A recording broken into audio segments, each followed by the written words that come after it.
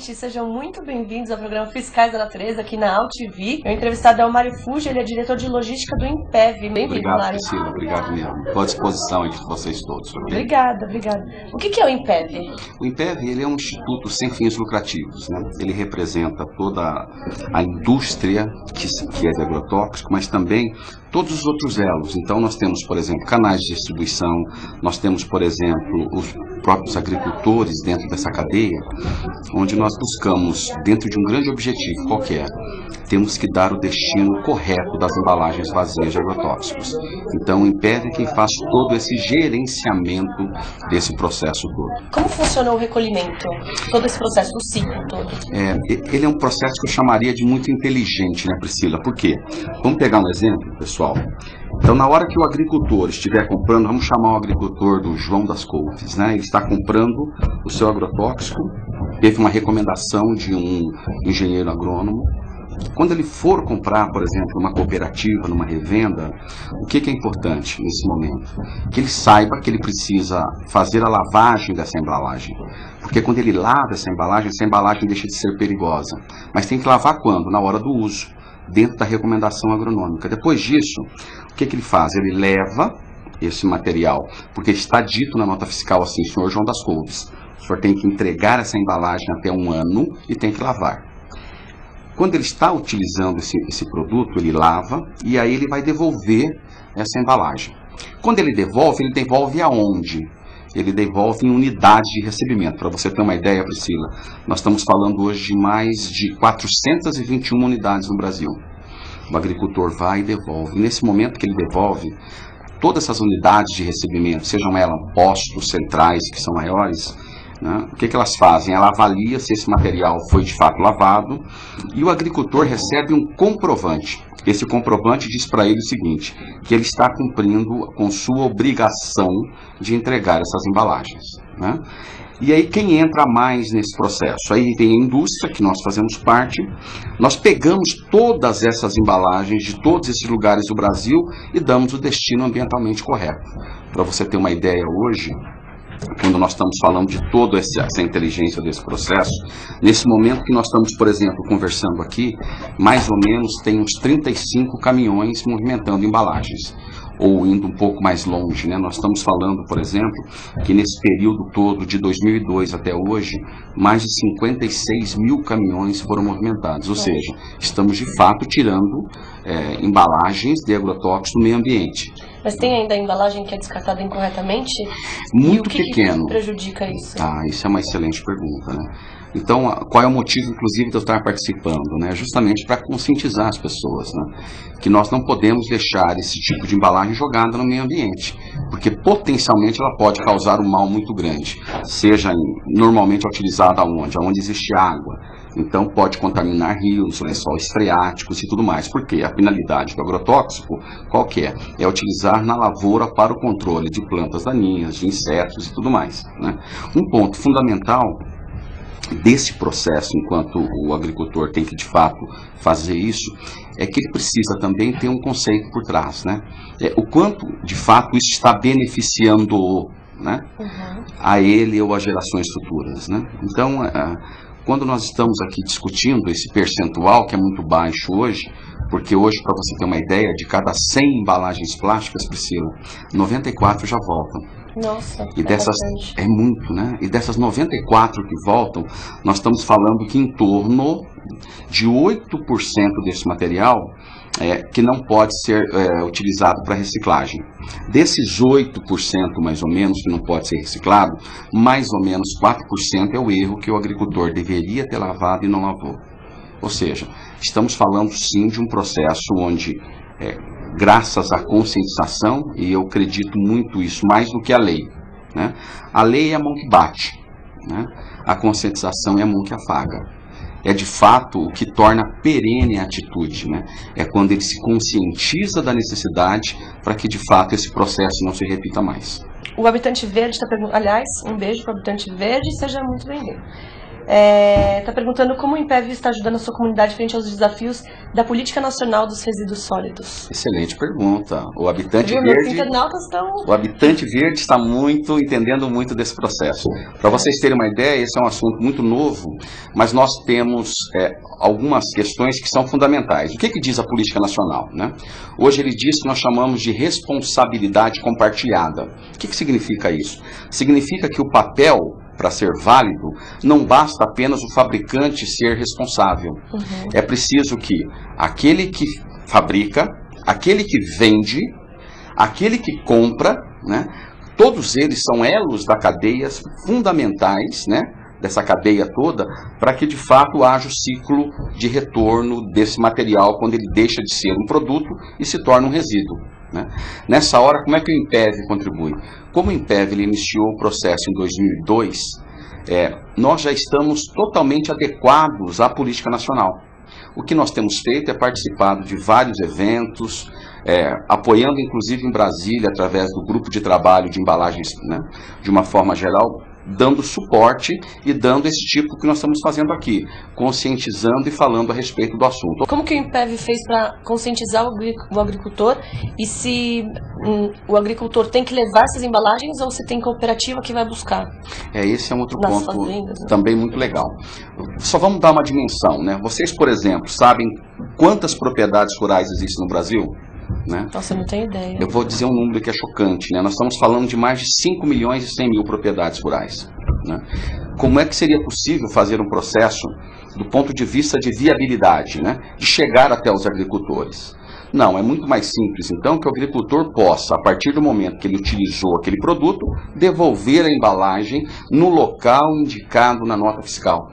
Então, quando eu falo da inteligência desse ciclo de vida, né, do ciclo da logística reversa, ele é muito inteligente porque dá a cada elo da cadeia um papel. O papel do agricultor é lavar e devolver essa embalagem.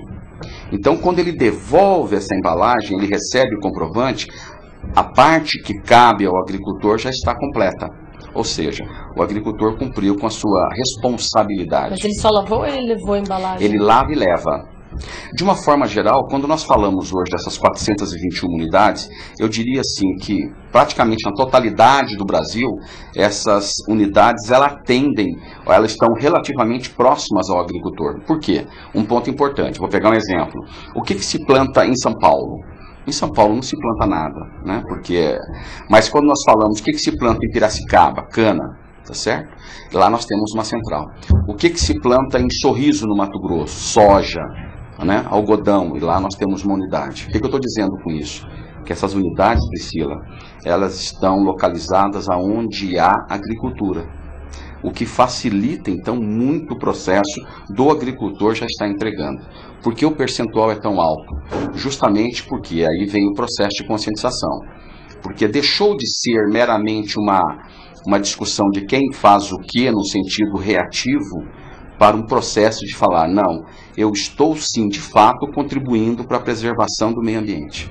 E isso é fundamental, porque no momento em que ele se conscientiza dessa responsabilidade, ele acaba fazendo por entender que aquilo sim é o processo que deveria ser feito. De que forma entra a empresa que fabricou aquele produto? Isso é muito legal. Se cada uma tivesse que estruturar 400 unidades no Brasil, seria uma coisa utópica, né? O que foi feito? Criou-se um instituto, que é o Impev, né? E que ele não tem finalidade de lucro, porque ele não está atrás de gerar receita nesse sentido, do ponto de vista de venda, faturamento, nada disso. Então, todas as empresas que tem, nós estamos falando no Brasil de 87 empresas ativas, né? Todas elas estão vinculadas ao Instituto. O que elas fazem? Elas participam, e a partir desse momento elas podem, de uma forma sinérgica, utilizar de toda essa infraestrutura que existe no Brasil todo. Qual que é o maior problema da logística reversa no Brasil?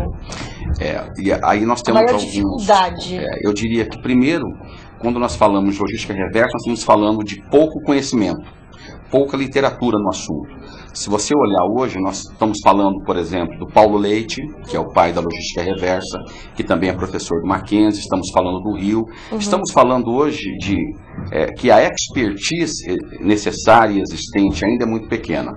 Um ponto muito positivo que nós observamos, por exemplo, são as universidades tratando desse assunto, né? E hoje nós temos vários, por exemplo, cursos de pós-graduação, graduação, MBA, focando o quê? Em meio ambiente e sustentabilidade. Ou seja, um ponto que eu diria então é conhecimento técnico. Segundo, o que eu vejo também é o próprio entendimento dos elos em chegar a um acordo. Isso já está sendo costurado em Brasília, nos vários grupos de trabalho que está tendo lá, para que, de fato, se viabilize o processo. Não há romantismo nesse caso, né? É preciso, sim, que haja o retorno de recursos. É preciso que tenha investimento, né? Que você coloque... Vou dar um exemplo para você, Priscila. Nós que já colocamos até agora o sistema, nós estamos falando que envolve canais de distribuição, que envolve todos que estão nesse processo, mais de 440 milhões de reais. Nossa. Ou seja, precisa sim colocar recursos, né, para que de fato esse processo aconteça. Tem algum programa de governo ou ONGs que realizam o mesmo trabalho que vocês no IMPEV? Não, do ponto de vista dessa embalagem vazia de agrotóxicos, é apenas nós mesmos que fazemos, né? Existe sim outras entidades que também fazem outros setores, né? Mas do ponto de vista, eu diria, de ser a primeira, né, que está fazendo é o IMPEV, sem dúvida nenhuma, e com os resultados alcançados, né? Hoje nós podemos dizer que estamos quase que na maturidade desse processo, né, em todo o território nacional. A Política Nacional de Resíduos Sólidos contribuiu de alguma forma para o processo de vocês? Nós já estamos totalmente compatíveis, né? Já estava antes, né? Já estávamos, é por isso, essa é a grande vantagem. Então hoje nós Talvez estamos... se tivesse saído antes, né? Porque ficou tanto tempo. Nós estamos numa zona de conforto, levou 19 anos, né?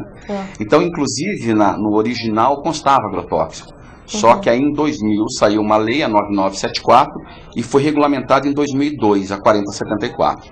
Então, o que é interessante, se você pega a Política Nacional, Priscila, no artigo 2º da lei, remete à nossa lei. E se você vai no decreto, no artigo 14 do decreto, também remete à nossa lei. Ou seja, nós estamos sim bem sinérgicos à proposta da Política Nacional de Resíduos Sólidos. E eu acho que graças a vocês e tantas outras ONGs que têm esse tipo de iniciativa, a gente tem um futuro melhor, porque a gente não tem essa matéria curricular, educação ambiental, né? Então, é muito legal. Eu queria que você falasse até do trabalho que vocês fazem nas escolas, que foi esse ano que o projeto começou, né? E aí vem justamente esse ponto que é fundamental, né? Quando nós falamos de educação, nós precisamos não só falar para os adultos, como precisamos também falar para as crianças.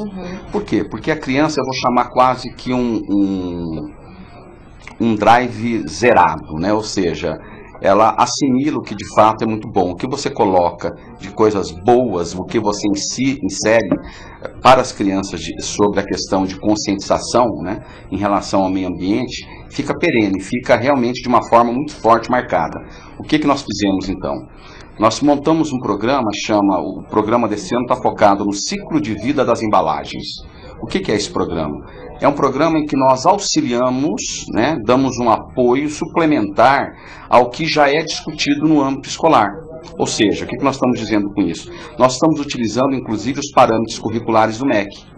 E focamos justamente na faixa de idade, né, que está se discutindo esse assunto, ou seja, seria o 4º e 5º ano do ensino fundamental. As escolas que não estão inseridas no projeto e não recebem esse material, nem essa aula, né, essa palestra, ela pode se inscrever em algum lugar no site? Ou... Isso, ela poderia inclusive fazer esse tipo de questionamento entrando no nosso site, impev.org.br, e falar se tem interesse, como gostaria, porque como nós temos em todo o Brasil essas unidades de recebimento, sem dúvida nenhuma nós temos condição então de fazer, de repente, acontecer esse processo também nessas outras escolas, né? Eu queria falar um pouco mais do Programa de Educação Ambiental Campo Limpo. Onde que vocês atuam? E também a faixa etária das crianças. Isso é legal. Quando nós falamos desse programa, que é o programa Ciclo de Vida das Embalagens, nós estamos falando em todo o território nacional. Para se ter uma ideia, né, que nós estamos dizendo, ela está presente em 20 estados da federação já. né? Quer dizer, é um processo que, sem dúvida nenhuma, ele tem uma amplitude muito grande, né? Só para a escola pública? Não necessariamente, né? Mas assim, como regra, sim, porque é um processo que de fato acontece muito dentro do perímetro de áreas rurais, né? Ou de cidades que têm um componente de produtores agrícolas, né?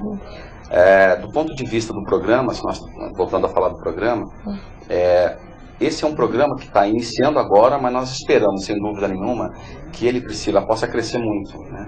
Porque quanto mais crianças nós conseguirmos atingir, né, sem dúvida nenhuma, nós vamos ter um resultado concreto, né? Pensando em gerações futuras de uma forma muito mais, com muito mais punch, com muito mais segurança. Né? E o que vocês precisam para crescer? Vocês já têm materiais ótimos, aparentemente ótimos, eu não tive tempo de ler ainda, mas creio que sim. O que falta para crescer? O que nós temos que crescer, eu te chamaria step by step, passo a passo, né? E dentro desse passo a passo, nós sempre procuramos fazer de uma forma muito organizada. Por quê? Porque nós fazemos, inclusive, avaliações a respeito disso tudo, né? Nós consideramos que quando nós estamos iniciando, já estamos atingindo 1000 escolas, né? Em 20 estados, né? Em 164 municípios do Brasil, sem dúvida nenhuma, tem uma amplitude muito grande. Né? O que nós estamos esperando com isso é que, de fato, a gente possa crescer de uma forma segura, de uma forma sustentada. Por quê? Porque ele não é solto, esse processo. Então, por exemplo, a pessoa da central, que gerencia uma central de recebimento de embalagens vazias, ela é que vai e entra em contato com a escola também. Porque é a forma de criar um link, é uma forma de que possa gerar muito mais informações e ser muito mais sinérgico entre a escola e entre a central de recebimento. Então, por exemplo, hoje em todo o Brasil, várias escolas acabam pedindo, inclusive, para que elas vão visitar esses locais para conhecer como é que funciona todo esse processo de recebimento, classificação e mandar esse material todo, esse plástico, esse papelão, para um destino final ambientalmente correto. Queria saber, com relação ao resto do mundo, como que está o Brasil nesse recolhimento em comparação com o que é consumido, né, de embalagens?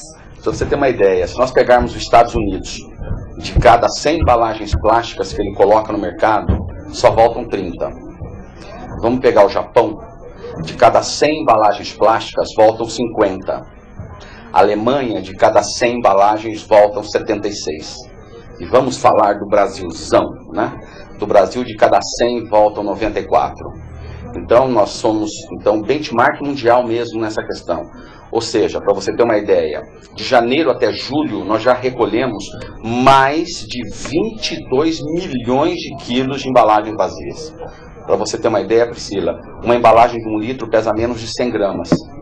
Então você imagina quando eu falo de mais de 22 milhões de quilos, né, que já foram recolhidos. Então, e quando nós somamos o que o Brasil recolhe, e somando todos os outros países do mundo que fazem um processo igual, nós sozinhos recolhemos mais que o mundo todo. Mário, obrigada pela entrevista. Eu que agradeço. Alguma frase que você carrega assim com você, que você gostaria de deixar assim? Eu carrego, sim. Aí tem um lado nipônico, né? Um lado realmente oriental que eu acredito muito. Eu vou falar para você, então. Dalai Lama diz algo que é fundamental. Ele diz o seguinte: nós podemos perdoar os erros do passado causados pela ignorância, mas hoje nós temos a responsabilidade de avaliar o que herdamos e o que iremos deixar às gerações futuras. Então essa é uma mensagem que eu acredito muito, né? E para fechar também, o que quem está assistindo pode fazer para colaborar com o INPEV? Isso é muito legal. Se vocês quiserem conhecer qualquer informação do que eu disse aqui, entre no site impev.org.br, né? Quiser falar com a gente, tem um Fale Conosco. Se vocês quiserem fazer um curso virtual, o site do INPEV também disponibiliza esse material, ok? Então, eu agradeço, Priscila, e estou sempre à disposição de vocês aqui da O programa está também sempre à disposição. Muito obrigado. Obrigada. Um beijo, fiquem com Deus e até quinta-feira que vem.